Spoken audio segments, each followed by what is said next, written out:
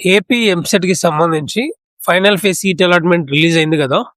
Release అయిన తర్వాత గూడా మనకున్న ఇన్ఫర్మేషన్ ప్రకారం ఇంకా చాలా సీట్స్ అనేవి మిగిలిపోయినాయండి. ఏ కాలేజెస్‌లో ఎన్ని సీట్స్ మిగిలిపోయినాయో వివరాలు మీకిప్పుడు చెప్తాను.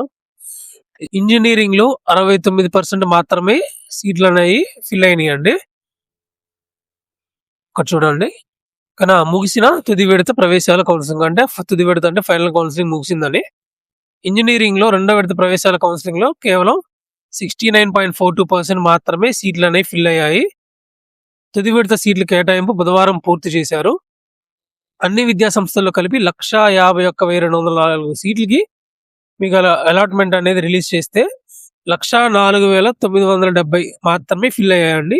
46,234 సీట్లనేవి మిగిలిపోయి ఉన్నాయి. ప్రైవేట్ విద్యాలయాల కంటే ప్రభుత్వ విశ్వవిద్యాలయాలు ఎక్కువగా సీట్లు మిగిలాయి. అంటే ప్రైవేట్ కాలేజెస్ కన్నా కూడా గవర్నమెంట్ యూనివర్సిటీలోనే సీట్లనేవి ఎక్కువగా మిగిలిపోయినాయి అని చెప్తున్నారు. స్పోర్ట్స్ కోటా కింద సంబంధించిన 692 మంది ఇంకా సీట్ల కేటాయింపు అనేది పెండింగ్ లో ఉందండి. మెయిన్ బాగా ఫార్మసీలో బాగా మిగిలిపోయినాయండి. బి ఫార్మసీలో 5,638 సీట్లు ఉండగా కేవలం 323 మంది మాత్రమే జాయిన్ అయ్యారు. దానికి రీజన్ ఏంటంటే ఎంపీసీ స్ట్రీమ్ అభ్యర్థులు ఇంజినీరింగ్ కౌన్సిలింగ్ తర్వాత బి ఫార్మసీ ఎంచుకుంటారు కదా. కానీ ఉన్నత విద్యాశాఖ ఏం చేసిందంటే ఈ ఎంపీసీ కౌన్సిలింగ్ అవ్వక ముందే B pharmacy first phase counselling release చేసేసింది అనమాట. దీంతో ఓన్లీ జస్ట్ 5.72% మాత్రమే సీట్లు అనేవి ఫిల్ అయినాయి. ఫార్మా డీలో కూడా ఇదే పరిస్థితి ఏర్పడింది.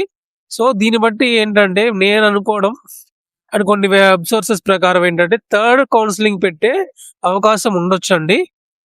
మాక్సిమం ఇంకా అఫీషియల్ కన్ఫర్మేషన్ అనేది ఏం లేదు. బట్ థర్డ్ కౌన్సిలింగ్ కావాలని కోరుకుంటున్నారు చాలా మంది స్టూడెంట్స్ కూడా. మరి దానికి తగ్గట్టు గవర్నమెంట్ ఏ డెసిషన్ తీసుకుంటుందో తెలియదు. మాక్సిమం థర్డ్ కౌన్సిలింగ్ ఉండొచ్చు, లేదా మాక్సిమం ఏంటంటే స్పాట్ అడ్మిషన్స్ పెడతారండి. ఇలా మిగిలిపోయిన అన్నిటికీ కలిపి స్పాట్ అడ్మిషన్స్. ఈ స్పాట్ అడ్మిషన్స్ అంటే ఏంటంటే ఏ కాలేజెస్ లో మిగిలిపోయిన సీట్లు ఆ కాలేజ్ వాళ్ళు పేపర్లో యాడ్ కానీ లేదంటే నోటీస్ బోర్డులో కానీ పెడతారు. మీకు ఆ కాలేజ్ లో జాయిన్ అవ్వాలనుకుంటే మీరు వెళ్ళి జాయిన్ అయిపోవచ్చు డైరెక్ట్ గా. ఇంకా ఫీజు రియంబర్స్మెంట్ ఇలాంటివి ఏమి రావండి. ఆ కాలేజ్ ఫీజు ఎంతైతే చెప్తుందో ఆ ఫీజు కట్టేసి మీరు జాయిన్ అయిపోవచ్చు సీట్లు అనేవి మిగిలి ఉంటే.